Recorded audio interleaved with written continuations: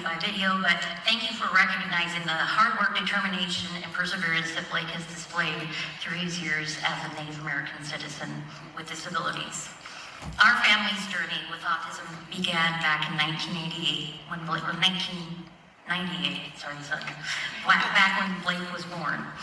It started off at birth, and there were some difficulties, some medical issues at birth, and Blake just never fully bounced back. We suspected there was something wrong, and we weren't really sure what it was, and we really didn't know much about autism at that time. At around 10 and a half months old, Blake was gravely ill with rotavirus and RSV, and he ended up in the hospital for several days. And the blessing in disguise was the on-call doctor recognized that there were delays in Blake's speech, in his mobility, and she recommended that we have him evaluated.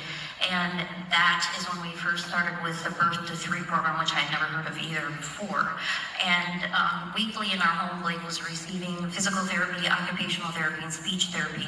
And Brandon was a recipient of it a lot of times because there was a lot of play that went along with it. I think he enjoyed it as much as Blake, those therapy sessions.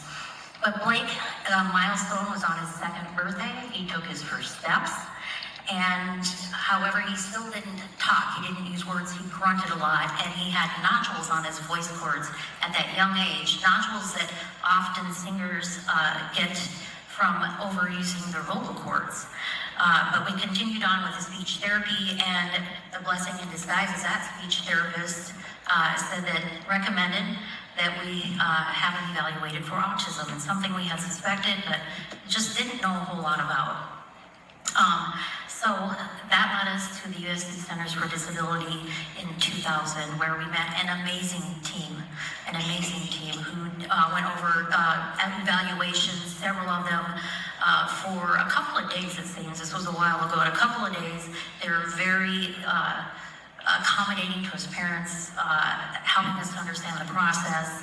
This was all new to us and very overwhelming, but after a few days of evaluation, Blake was diagnosed with autism. So we continued on with the therapy, the speech therapy, occupational therapy, physical therapy, and then we heard about and learned about ABA therapy and sensory training, and our world began to evolve around learning as much as we could about autism, and it was a family effort. So, next milestone. At around the age of 4, and due to the therapies and the follow-through at home, Blake started talking and using full sentences, and he has not stopped talking since. Yeah. All right, Blake. Blake enjoys expressing his feelings through words, and actually he likes to rap. I think he mentioned it, and he has some wonderful rap videos where he expresses his feelings, emotions, and his faith through rap. Me being old school, wasn't too crazy about rap, but once I've heard him and seen how he's really able to express himself, it's been pretty amazing. Blake was mainstream from kindergarten through high school, and from transition school from 18 through 21. He has worked several jobs and is working towards the goal of living independently someday. And I strongly believe that the early intervention, the early diagnosis is key, and that Blake is a testament to the positive impact that that has, in addition to training the families and supporting the families. So I want you to think about that. I just shared you a quick blip of our journey from birth until today. And my son, who didn't talk until 4, got up here in front of a crowd today and spoke to all of you.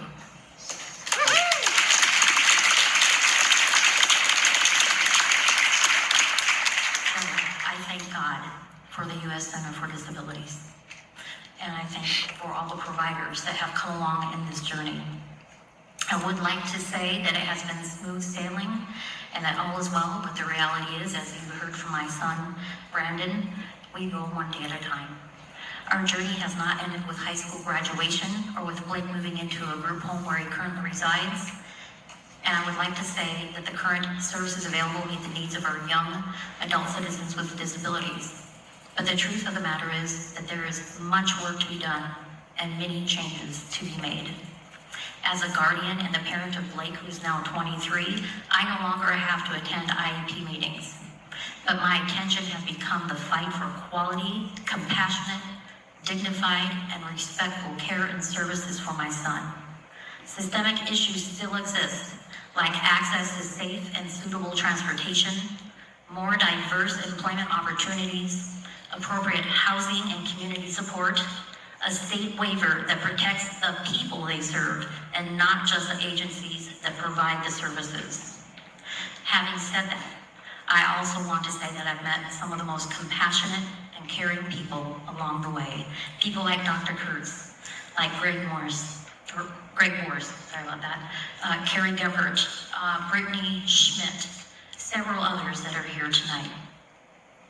A few years ago, I moved to Washington, D.C. to oversee the federal agency, and at that time I chaired the Secretary of the Department of Health and Human Services Interdepartmental Council, and it was comprised of all the federal leadership across the Department of Health and Human Services, HRSA being one of them, but also the Administration for Community Living, which is the funding agency for programs and services for citizens that are elderly and with disabilities.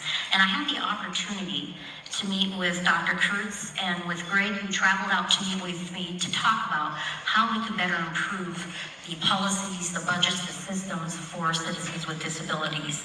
It was wonderful, such a great opportunity to see how agencies work and the funding and the policy. And I just want to tell you that Dr. Kurtz and Greg are fierce advocates for our citizens with disabilities, and I thank you for the work that you do each and every day. And nobody probably has any idea the amount of time that you have in travel and meetings. We've met several times by phone, and I just thank you for your advocacy. Unfortunately, with the change of administration, I did resign that position and I moved on. However, this is a bipartisan issue. We must all continue to fight for systemic changes at the local, state, and federal levels.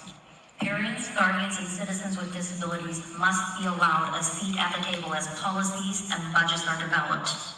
I'm glad we have a representative from the state legislative body, Representative Tamara St. John, District 1 representative, also a member of the Sisseton-Waupun and Oyate.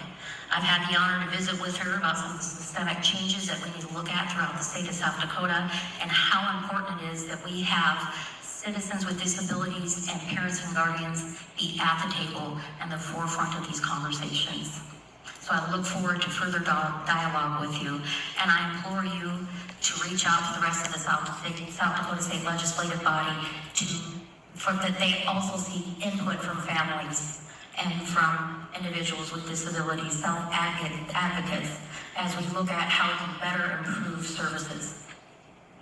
To the parents and guardians, please reach out to your local, state, tribal, and federal representatives and tell them not only the challenges and changes needed, but offer solutions. To Blake and all the citizens with disabilities, you are valued. God has a wonderful purpose for you, and you make this world a better place. Thank you for letting me share with you this evening. God bless you all.